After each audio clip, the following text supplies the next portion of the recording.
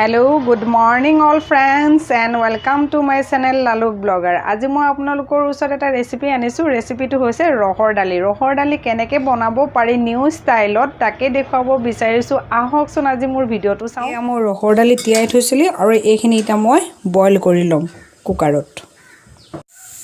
দালিৰ মছলাৰ কাৰণে মই পিয়াজ কাটি লৈছো, নৰসিংহ পাত কেইখিলামান লৈছো, শুকান জলকীয়া দুটা আৰু কেঁচা জলকীয়া অকমান, বিলাহী আৰু সাম্বৰ মছলা। এতিয়া মই পেন গৰম হৈ গৈছে আৰু ইয়াত দিম মই এতিয়া তেল।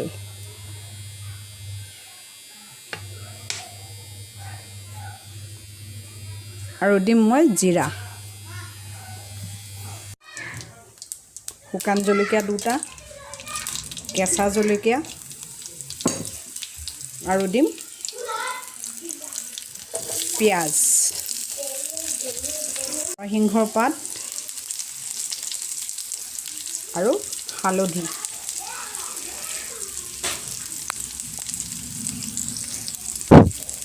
শুকান জলকীয়া পাউডাৰ, অকণমান ধনিয়া পাউডাৰ, হিং,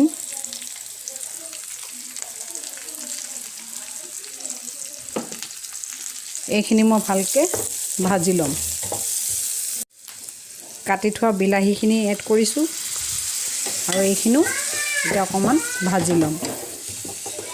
মোৰ মছলাখিনি ৰেডি হৈ গ'ল আৰু ইয়াত এতিয়া মই দালিখিনি ঢালি দিম।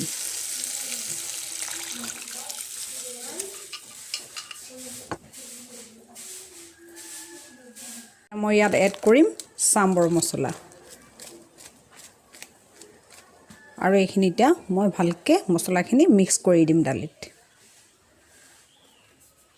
দালি ৰেডি হৈ গ'ল আৰু ইয়াত মই ধনিয়া পাত অলপ দি দিম।